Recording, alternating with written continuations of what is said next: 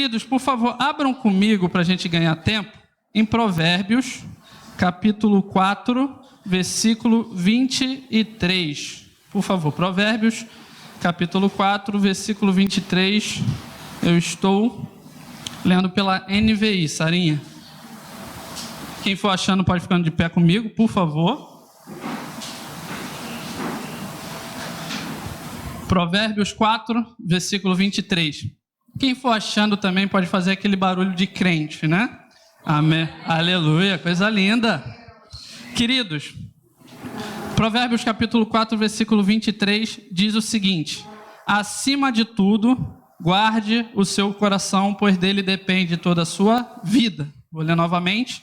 Acima de tudo, guarde o seu coração, pois dele depende toda a sua vida. Amém. Fechem os olhos.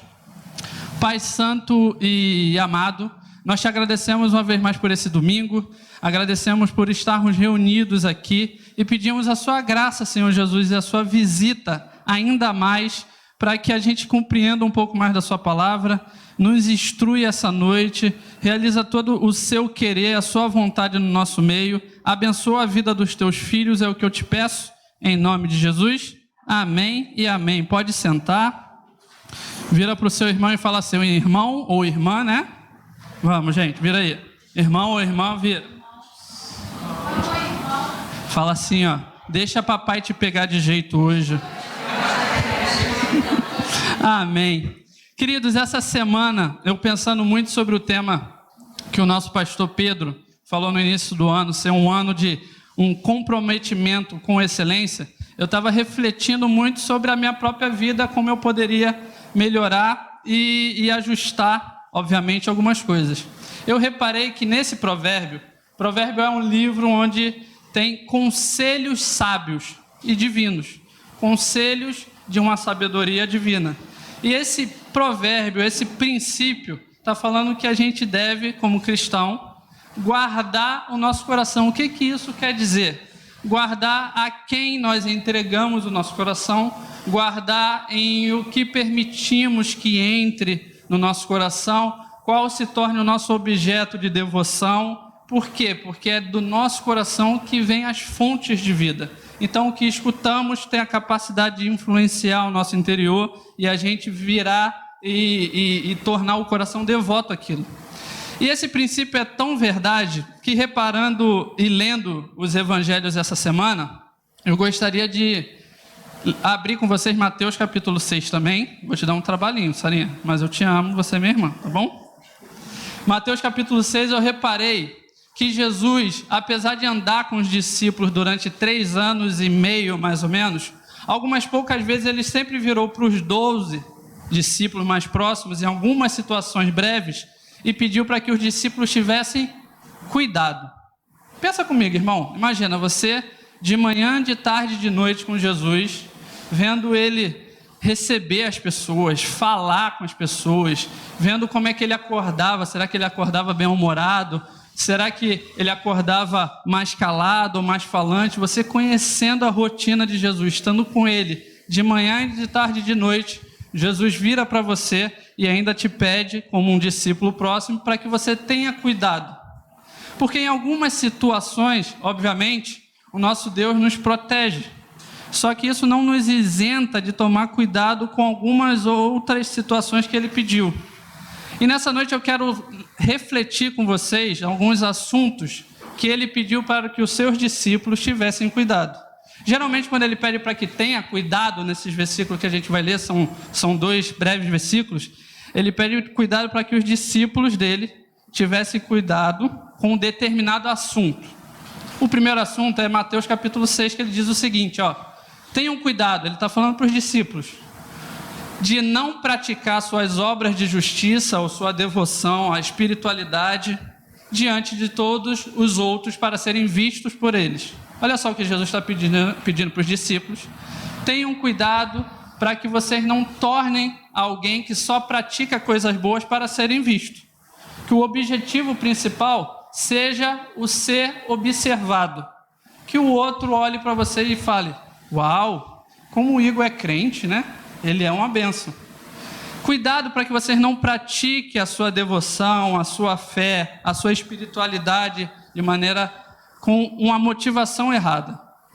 O que, de maneira simples e direta, Jesus está pedindo? Ele está falando o seguinte: cuidado para que vocês não se tornem religiosos. E o que isso quer dizer? É uma ofensa ser religioso? Em determinado sentido, deve ser cauteloso para se tornar religioso. Geralmente, Jesus era uma pessoa mansa e humilde de coração, em poucas situações tiravam ele do sério. Uma vez ele se exaltou quando viu no templo que os líderes religiosos daquele período tinham feito o templo de um lugar de venda para conseguir lucro. Então a Bíblia fala que o zelo pela casa do pai dele consumiu o coração de Jesus e ele se exaltou. Em outras situações, a Bíblia vai falar que ele sempre recebia quem chegava a ele sempre curava quem vinha com alguma debilidade, mas ele se exaltava quando ele conversava com determinado tipo de pessoa que ele não via resultado. Que tipo de pessoa era? Geralmente, líderes religiosos. Quando ele conversava com líderes religiosos, ele percebia que eles estavam tão cegos pela sua própria religião e devoção, que aquilo não permitia que o coração deles se arrependesse. Geralmente Jesus repreendia isso. E o que é a religião? A religião é você aparentar do lado de fora algo que você não é de verdade no seu interior. Você aparenta, é quase um fake, irmão. Você aparenta do lado de fora ser alguma coisa que na verdade o seu coração não é aquilo. Geralmente Jesus falou sobre isso em Mateus capítulo 16, versículo 11, não precisa abrir, Sarinha. Ele vira novamente para os discípulos e fala o seguinte para eles: gente, cuidado com o fermento dos fariseus. Aí nesse momento eu me identifico muito com os discípulos, que os discípulos viram um para o outro e falam: fermento? Será que ele está falando de pão? Pão, fermento? E Jesus repreende ele e fala: gente, não estou falando de pão, alimento. Cuidado com o fermento, é com o ensino deles. Pode ser atrativo, pode parecer legal, mas isso vai transformar vocês em alguém parecido com eles. Alguém que vive de aparência. Alguém que se importa de maneira devota, religiosa, só que de aparência. Com a roupa correta, com o rosto correto, mas o seu coração está longe do Pai e do que é verdadeiramente uma devoção. Uma terceira vez Jesus pediu para que os discípulos tivessem cuidado, foi em Lucas capítulo 12, versículo 15. Ele pediu para que os discípulos tivessem cuidado com a ganância. Ele virou para os discípulos e falou: gente, cuidado com todo tipo de ganância. Aquele sentimento que busca acima de todas as coisas o bem material. Cuidado, porque isso pode se tornar uma devoção no seu coração e você dedicar a sua vida para esse Senhor que é possuir riqueza e dinheiro. Cuidado com a ganância. Mas a maioria das vezes que o Senhor Jesus virava para os seus 12 discípulos mais próximos e pediam para que eles ficassem atentos no seu coração, é com a religiosidade. Uma vez Jesus conversando com os religiosos, ele falou assim: olha, vocês parecem sepulcros caiados, que é um dito da época de Jesus que a gente não usa mais hoje. Então eu lembro que quando li pela primeira vez eu falei: o que é isso, sepulcro caiado? Ele falou que os religiosos pareciam do lado de fora uma tumba toda bonita, branquinha, com flores em cima, só que por dentro eles estavam cheios de podridão. Jesus estava repreendendo eles porque do lado de fora estava tudo certo, tudo ok, mas do lado de dentro tinha coisas podres, sujas e imundas. Isso era tão real para Jesus que Jesus, uma vez, logo depois que ele se exaltou no templo e ele saiu chicoteando tudo, ele saiu do templo e ele falou, a Bíblia fala que ele estava com fome, e ele viu uma figueira de longe, e a Bíblia vai falar que a figueira tinha fruto, a figueira tinha folhas. Então a Bíblia diz que Jesus chegou próximo à figueira para pegar o fruto dela, porque ele estava com fome. Quando ele chegou próximo à figueira, ele viu que não tinha fruto nenhum, ele amaldiçoou a figueira. Mais uma vez eu lembro que quando li isso a primeira vez, eu falei: coitada da figueira, não entendi nada agora, Jesus, o Senhor faz umas coisas que eu... E estudando sobre o assunto, o que a Bíblia vai falar aos estudiosos? Geralmente a figueira quando ela apresenta folhas, é porque isso quer dizer que ela já tem fruto.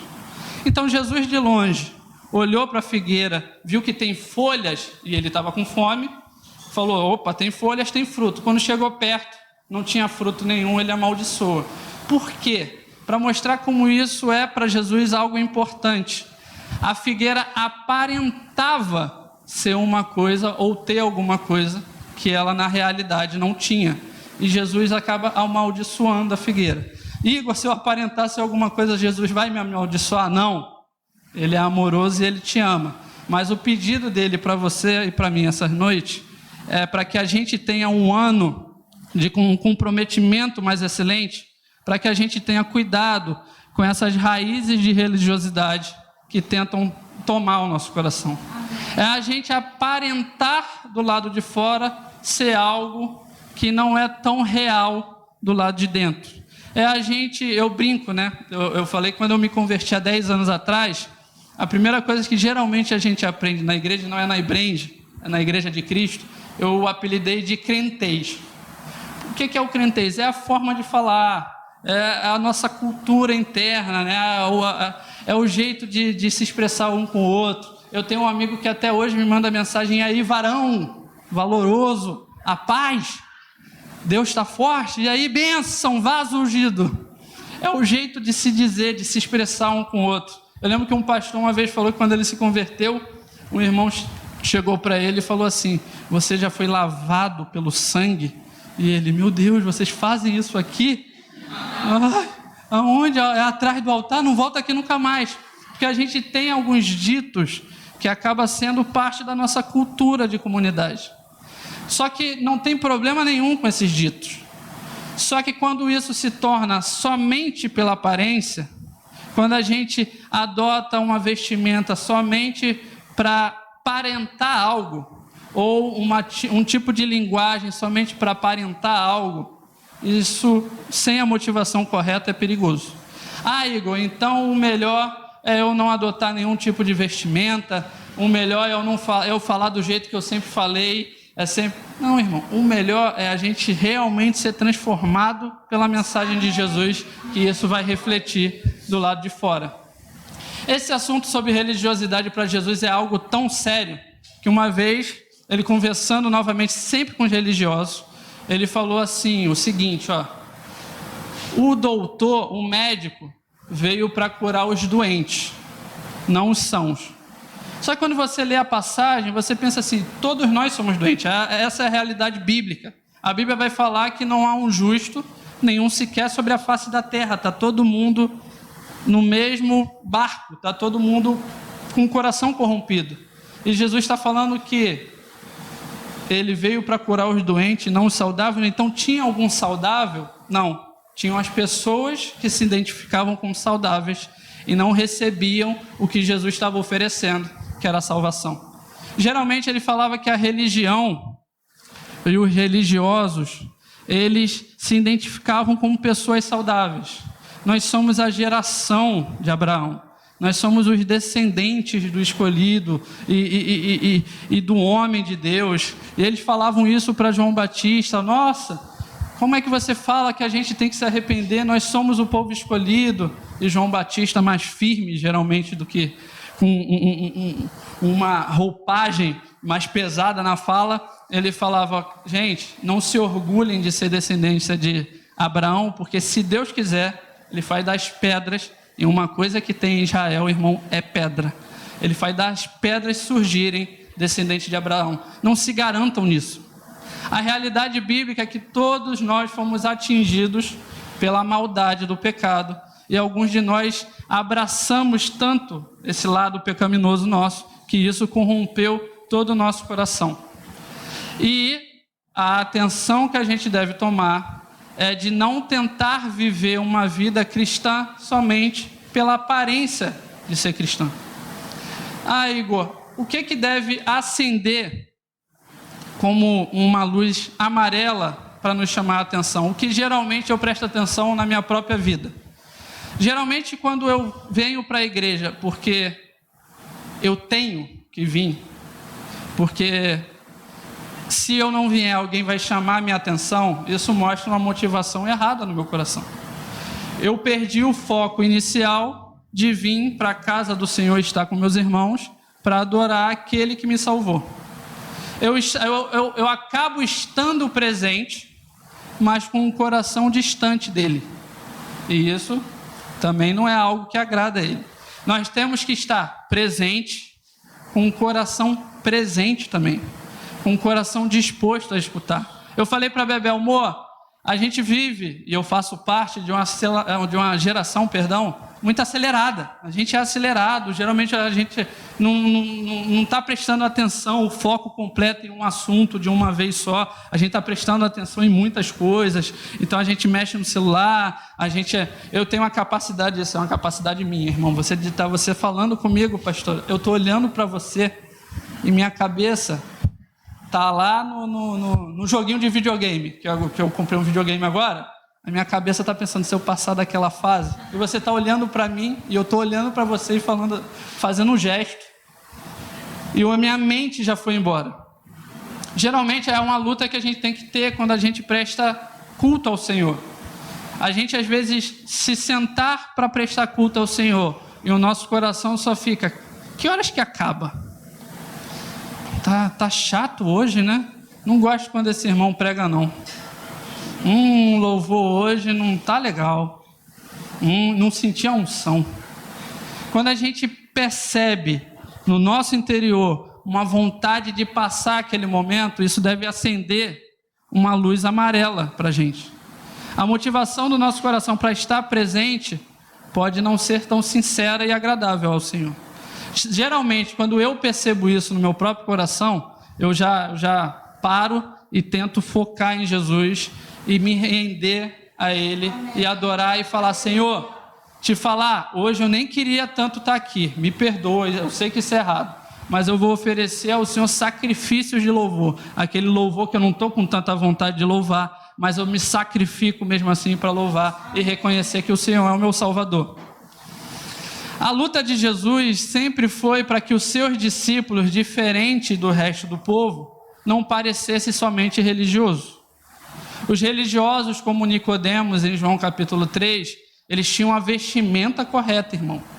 O jeito de vestir era certinho. A roupa, a capa por cima do corpo era correta, o linguajar. Eu brinco que eu imagino que se Nicodemos andasse na rua, todo mundo olhava para ele assim, se reverenciava. Quando aconteceu alguma coisa na comunidade, que o povo não sabia muito bem recorrer, eles procuravam Nicodemos para resolver. O homem era, imagina, irmão, geralmente um fariseu, quando ele está estudando, durante a sua vida, ele decora. Isso daqui é uma capacidade que hoje a gente não tem muito, né? O povo do Antigo Oriente, sem Netflix, televisão, internet, eles decoravam o Pentateuco, irmãos, os 5 primeiros livros da Bíblia, o que eles chamam de Torá, eles tinham de cabeça. Por isso que Jesus, quando fala com Nicodemos, e ele percebe que Nicodemos não está entendendo muito o que Jesus está falando, Jesus fala assim, você é mestre em Israel e não entende essas coisas? Se você passou a vida inteira estudando e não está entendendo o que eu estou te falando, e Nicodemos, não estou entendendo muito não. A preocupação de Jesus era para que o povo de Deus estivesse verdadeiramente com ele. E o que me espanta é que quando a gente lê a Bíblia, no final do ministério de Jesus, Jesus vira para os 12 e fala, gente, daqui a pouco eu vou ser preso, vão me matar, e daqui a 3 dias eu ressuscito. E Pedrão vira para ele e fala, de jeito nenhum, mestre. Tamo junto, eu tenho uma faca até na cintura aqui para te defender. E Jesus vira para Pedro e fala o seguinte, Pedro, quando você se converter, aí a minha cabeça faz assim, bum. Quando Pedro se converter, ele está há 3 anos com Jesus, um homem andou nas águas, né? O primeiro surfista da Galileia, o cara andou sobre as águas, ele viu o morto ressuscitar, cego enxergar, e Jesus está falando para ele, Pedrão, quando você se converter, que ainda não está, o coração não está totalmente entregue a mim, Jesus sabe das coisas, né? Jesus maravilhoso. Quando você se converter, você auxilia os seus irmãos. Ele sabe exatamente qual é a nossa condição de coração para com Ele. E Jesus fala que nos bastidores, na parte espiritual, Ele ainda fala para Pedro: Pedro, tu vai me negar, antes que o galo cante 2 vezes, 3 vezes você vai me negar, e Satanás pediu para que você se perca, com toda essa situação.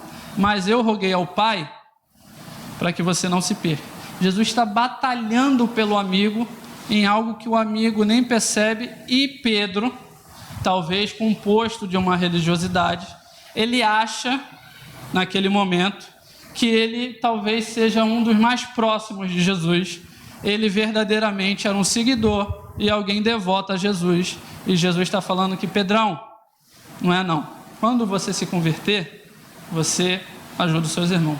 Depois de toda a situação, quando acontece tudo, que ele nega Jesus, Jesus vai até a Galiléia, encontra Pedro e pergunta. Jesus tem um senso de humor maravilhoso. Jesus encontra Pedro e pergunta: e aí, Pedrão, tu me ama mais que eles? Por quê? Porque na ceia do Senhor, Pedro vira para Jesus e fala: mestre, quem é que vai te negar? Aí a Bíblia fala que ele dá uma cutucada em João, que João estava mais próximo de Jesus, e fala: João, pergunta para ele aí quem é que vai negar ele, quem vai trair ele, perdão. Aí a Bíblia fala que Jesus fala para João: João, a quem colocar a mão comigo e molhar o pão, esse é o traidor. E nem assim João se ligou. A Bíblia fala que Judas e Jesus, ao mesmo tempo, ele estava sinalizando que ele sabia que era o traidor. Quando ele falou isso, Pedro falou: mestre, mesmo se todos eles, os 11, imagina os 10 agora, né, que tem um traidor. Imagina os 10 olhando para Pedro e falando: cara, o Pedro sempre fala o que vem na mente dele.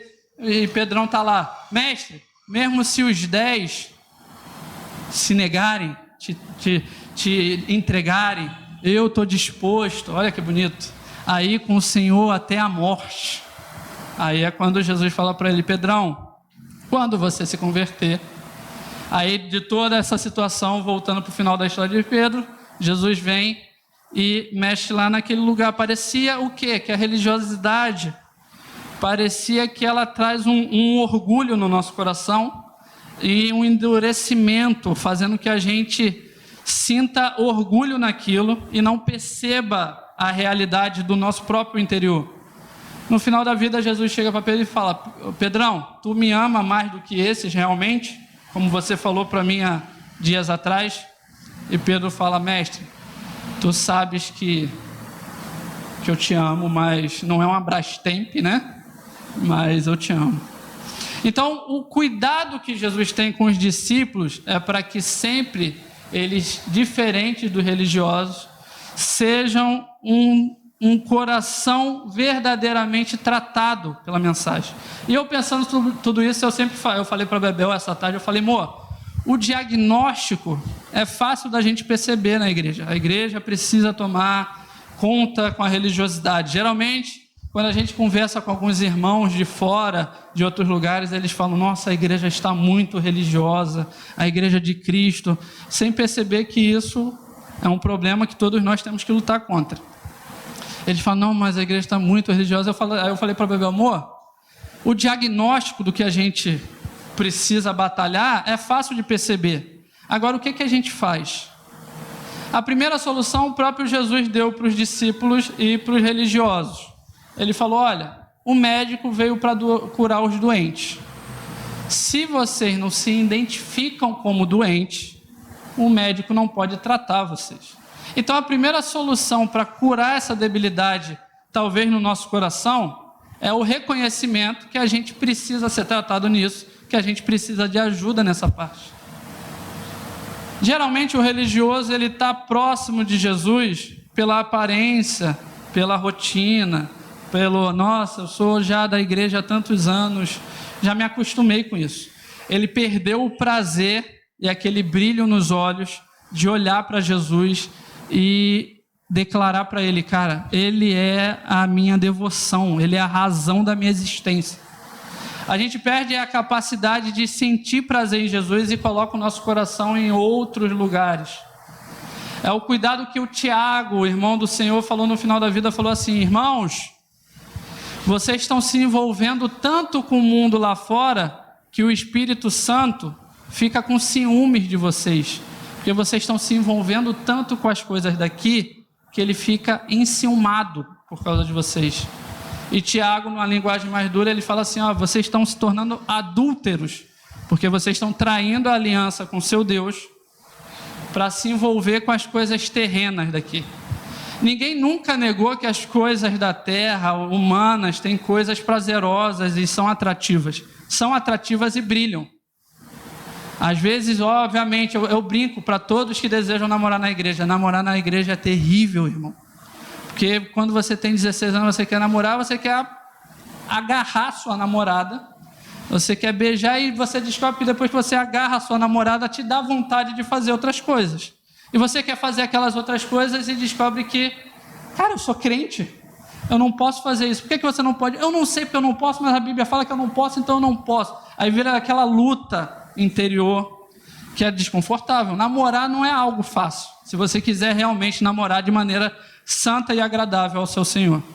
Viver a vida cristã não é algo agradável somente, você está numa roda de amigos, sair e todo mundo começa a beber e você escolhe se abdicar daquele momento. Por quê? Porque tem problema? Não, por causa do testemunho dele. Se você beber, o pessoal vai falar, cara, ele não é crente? Eu escutei ontem no meu trabalho o rapaz falando assim, cara, minha prima é muito louca. Eu falei, por quê? Está no pagode num dia, está na igreja no outro, está bebendo no samba no outro. Tem que falar para ela, tem que decidir o que ela quer. O que é bênção isso, porque até o não crente consegue distinguir que ou você escolhe uma coisa ou você escolhe outra. Não dá para você misturar tudo. E a vida cristã deve ser uma vida de renúncia, mas não tem graça a renúncia quando você não entende o porquê que você está renunciando. Quando você não tem prazer em Jesus e na presença dele, perde o sentido da renúncia. A renúncia fica, cara, parece um preço muito alto para, eu não vou viver minha vida, não vou ter histórias, parece algo muito caro para uma vida, para um cristão que não percebe quem é o seu Senhor e o seu Salvador. O olhar para Jesus e o estar próximo dele deve trazer, eu invento palavras às vezes, o nosso coração deve ficar maravilhado, irmão. O olhar para Jesus e o entender quem ele é, o que ele fez, deve trazer quase que aquele frio na barriga de pensar, foi por mim? Eu conversando com um rapaz da igreja, um rapaz do trabalho, ele estava novo convertido, ele estava com algumas dúvidas sobre o Espírito Santo, o assunto do Espírito Santo, para ele era muito confuso.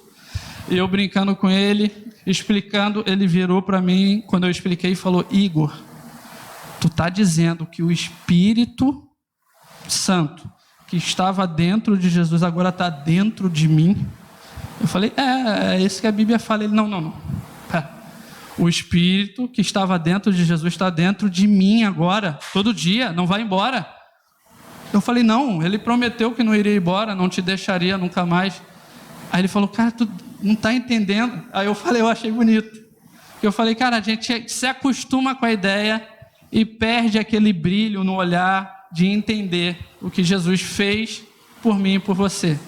A gente tem que retornar para solucionar o problema da religiosidade do nosso coração, para lutar contra isso, é permitir o nosso coração de ser atingido pela mensagem de Jesus verdadeiramente e ficar maravilhado com o nosso Salvador.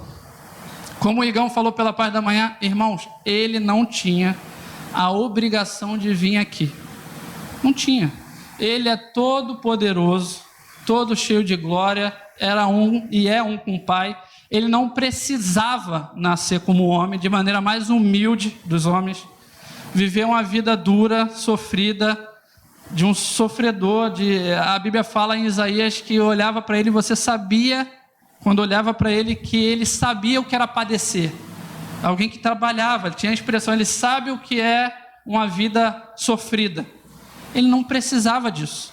Aí quando você descobre que ele fez exatamente isso tudo para me ter novamente com ele e para ter você novamente com ele, isso tem que trazer maravilhamento. Existe essa palavra, amor? Maravilhamento ao nosso coração. A gente tem que ficar maravilhado com ele. A gente tem que brilhar o olhinho por tudo que ele fez. Imagina você agora, João, a Bíblia fala que João, apóstolo, filho do trovão, Boanerges, cara tranquilo, sereno. Uma vez ele chegou para Jesus e falou: Jesus, ninguém quer te escutar aqui, posso orar para matar todo mundo? Cara suave, tranquilão. Jesus falou: Joãozão, não sabe de que espírito você é, irmão. E esse rapaz tranquilo, no final da vida, ele começa... A Bíblia vai falar que ele é o último dos apóstolos a morrer. Todos os outros 11 morreram de perseguição. Pedro, a tradição vai falar que ele foi preso em Roma e crucificado de cabeça para baixo. O apóstolo Paulo foi decapitado. Teve discípulo que foi escapelado. E João, o último dos apóstolos.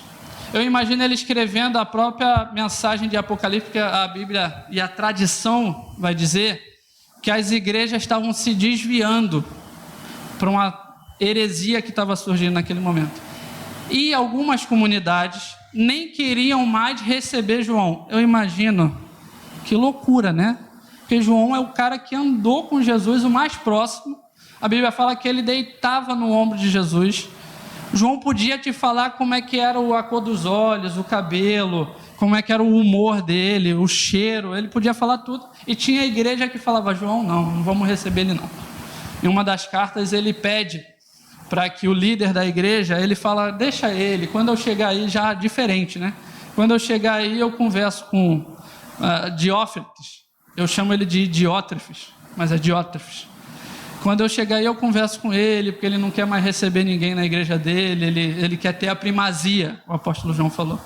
Só que imagina o sofrimento do coração de João, sabendo que no final da vida as comunidades que eles sabiam que tinham se convertido a Jesus, agora estavam se afastando de Jesus. E ele percebendo uma mistura, que a igreja agora fazia parte o povo grego tinha se convertido à mensagem de Jesus e não tinha um entendimento verdadeiro de quem era Jesus. Eles não entendiam, eles achavam que Jesus era uma divindade como outras qualquer, um filho de um Deus, ou talvez igual Hércules, alguém como filho de Zeus, e ele escrevendo a carta para esclarecer quem é Jesus. Ele abre para mim, Salim, por favor, João capítulo 1. Ele escreve e ele tem que explicar para a igreja quem é Jesus. Ele tem que contar para o povo, porque o povo está achando que Jesus talvez seja uma semidivindade, igual a Diana dos Efésios, ou Hércules, filho de Zeus. E ele começa: no princípio era aquele que é a palavra. E ele estava com Deus e era Deus. E eu lembro que, lendo isso a primeira vez, novamente, a maioria das vezes, quando eu leio a Bíblia no início, eu falava: não entendi nada. No princípio era a palavra. Ele está usando um próprio conceito grego da época para tentar explicar quem é Jesus. Os gregos imaginavam que tinha uma lógica por detrás de toda a criação. Quando eles olhavam a natureza, eles falavam: cara, deve ter um arquiteto por detrás. É tudo muito encaixado e perfeito. Deve ter uma lógica, deve ter um criador por detrás dessa criação. E o apóstolo João está falando que Jesus é o logos, a palavra, a lógica por detrás da criação. Vai no versículo 14. Eu imagino o apóstolo João falando para os irmãos o seguinte: aquele que é a palavra tornou-se carne e viveu entre nós. Vimos a sua glória, a glória como do unigênito vindo do Pai, cheio de graça e de verdade. O apóstolo João está tentando expressar para os irmãos, nós vimos a glória dele, nós vimos os feitos gloriosos que ele fez no nosso meio. Ele andou no meio ele estava entre nós, dava para tocar nele, dava para ver ele falando, era maravilhoso. Ele estava maravilhado com o Salvador dele. Só um jeito do cristão vencer a religiosidade quando ela começa a surgir no coração: é estar maravilhado por Jesus, é estar verdadeiramente com o coração entregue a Ele. A Bíblia vai falar, eu já caminho para o final aqui, que aonde nós entregamos o nosso coração, isso se torna valioso para nós. Para quem nós entregamos, aquilo se torna o nosso tesouro. Se o nosso coração está naquilo, aquilo se torna o nosso tesouro. E aonde está o nosso coração, aquilo é o nosso tesouro. Então, o cuidado que a gente tem que ter com o coração para não entregar a qualquer pessoa, a qualquer coisa, a qualquer devoção, a qualquer senhor, tem que ser algo muito bem pensado da nossa parte. E João está tentando encaixar para todos nós, falando assim: e se Jesus for verdadeiramente o nosso tesouro? E se Ele de verdade for em quem nós temos prazer? E se Ele de verdade for o alvo da nossa existência, da nossa vida? Se a gente for alcançado verdadeiramente pela mensagem dEle e permitir que o nosso coração seja transformado por Ele? Se a gente verdadeiramente, quando falar de Jesus, o que isso causa no nosso coração, nos nossos olhos? Será que a gente consegue falar do que Ele fez por mim e por você e nos mantermos sérios sem expressar nenhum sentimento? E se aquilo dominar verdadeiramente você? O cuidado com a religiosidade deve ser um cuidado de não uma vida aparente somente. Para finalizar, eu quero ler com vocês Jeremias, capítulo 2, e depois eu vou ler um outro textinho e a gente finaliza e ora essa noite. Jeremias capítulo 2, no Antigo Testamento, o Senhor Deus, a Bíblia fala, a Bíblia não, né? Jeremias ficou conhecido como o profeta chorão. Por quê? Porque ele teve em média 30 anos de ministério, onde ele profetizava para o povo de Israel se voltar para Deus, porque o povo de Israel tinha virado as costas para o Senhor. E por que profeta chorão? Porque há 30 anos profetizando para o povo não se arrependendo, e ele chorava, porque o povo não se voltava para o Senhor. A Bíblia vai falar que ele chorava, imagina, 30 anos, irmão, e o povo se afastando cada vez mais de Deus. E Deus começou a usar Jeremias para falar: gente, se vocês não se arrependerem, um dia para a nação de Israel vai vir uma outra nação e vai levar vocês cativeiro de novo. Lembra dos nossos antepassados que foram tirados do Egito, vocês querem isso de novo? E mesmo assim o povo não se arrependia.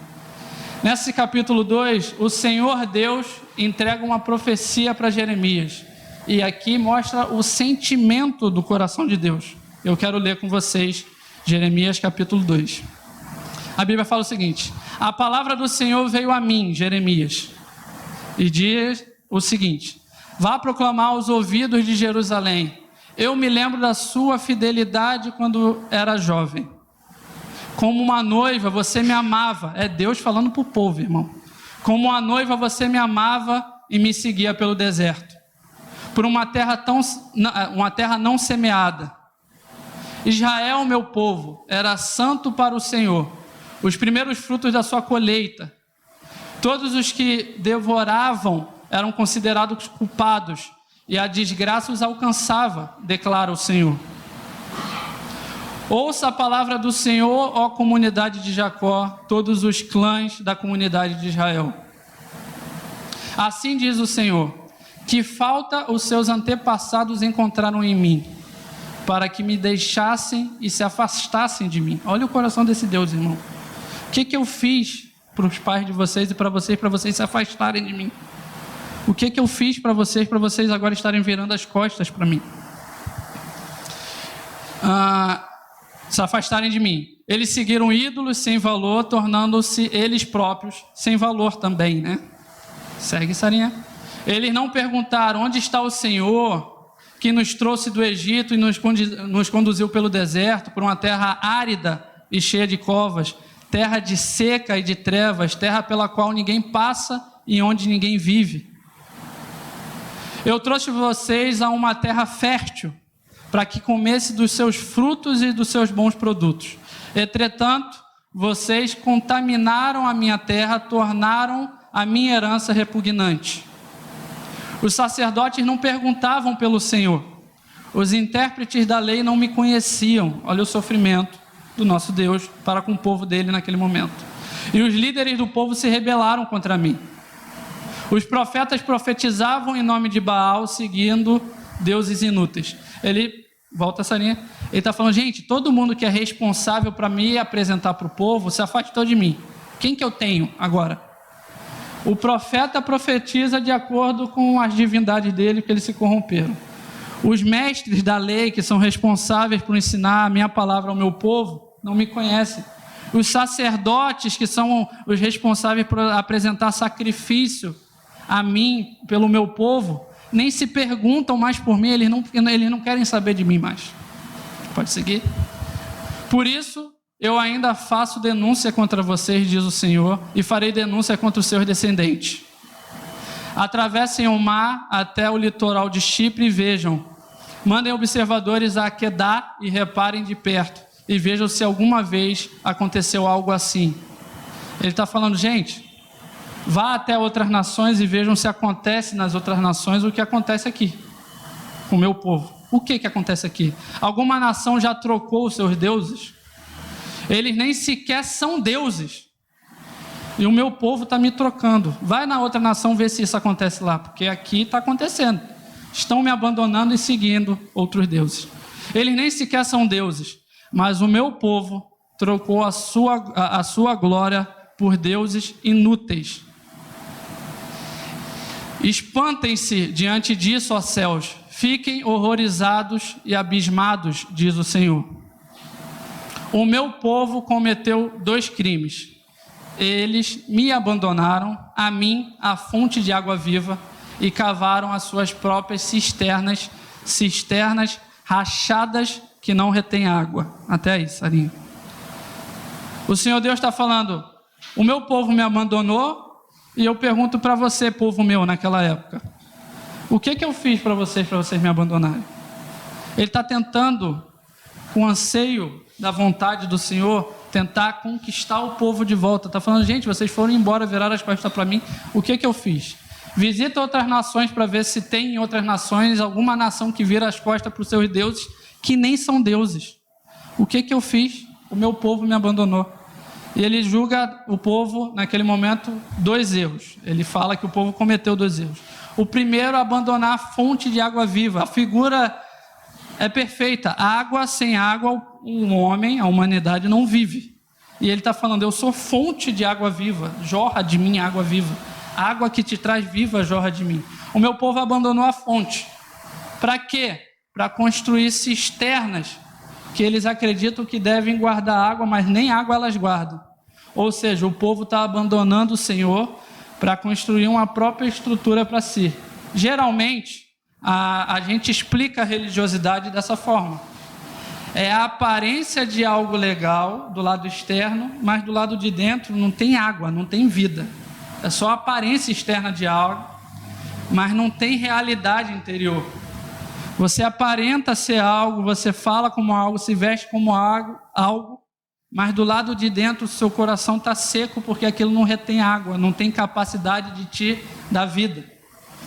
Graças a Deus por causa de Cristo Jesus, que encontrou a mulher samaritana e falou, samaritana, se você conhecesse quem está te pedindo de água, eu te daria água viva. Ele está se identificando como o próprio Deus, eu sou Deus. Eu sou a fonte de água viva.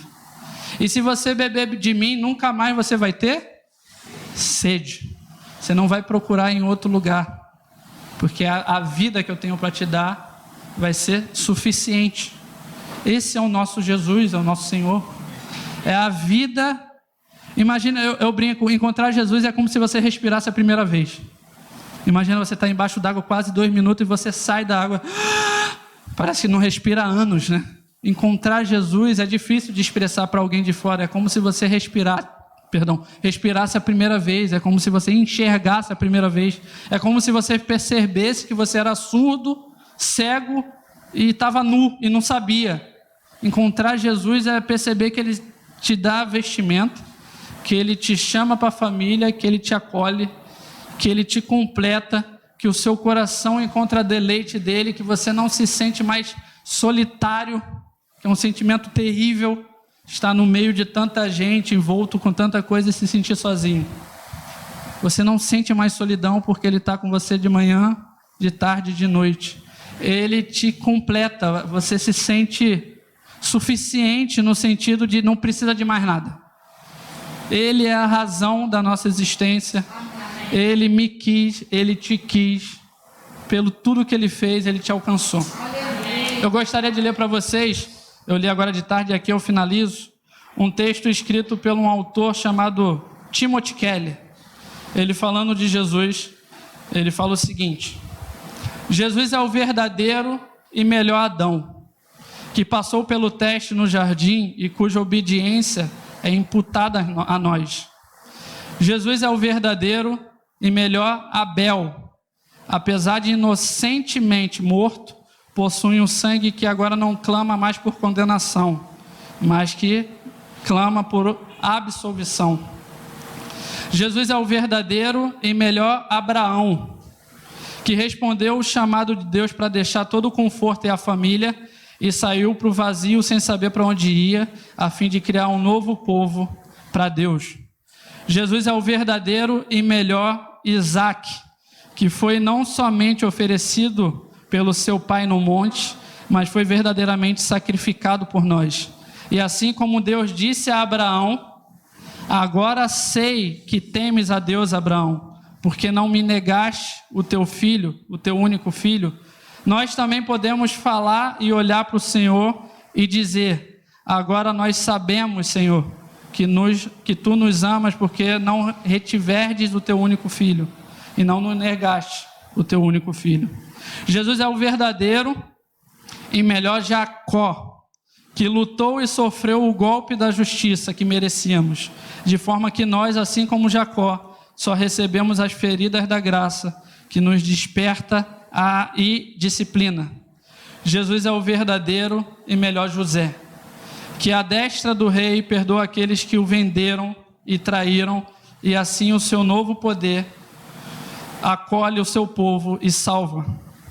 Jesus é o verdadeiro e melhor Moisés, que se põe na brecha entre o povo e Deus e que é mediador de uma nova aliança. Jesus é o verdadeiro e melhor rocha de Moisés, que golpeada com a vara da justiça de Deus, agora nos dá água em pleno deserto. Jesus é o verdadeiro e melhor Jó, sofredor verdadeiramente inocente, que então intercede e salva os seus tolos amigos, eu e você. Jesus é o verdadeiro e melhor Davi, cuja vitória torna-se a vitória do seu povo, apesar deles nunca terem movido uma única pedra para conquistar essa vitória. Jesus é a verdadeira e melhor Esther, que não apenas arriscou deixar um palácio terreno, mas perdeu o definitivo e divino, que não apenas arriscou sua vida, mas entregou-a para salvar o seu povo. Jesus é o verdadeiro e melhor Jonas, que foi lançado para fora na tempestade para que nós pudéssemos ser trazidos para dentro.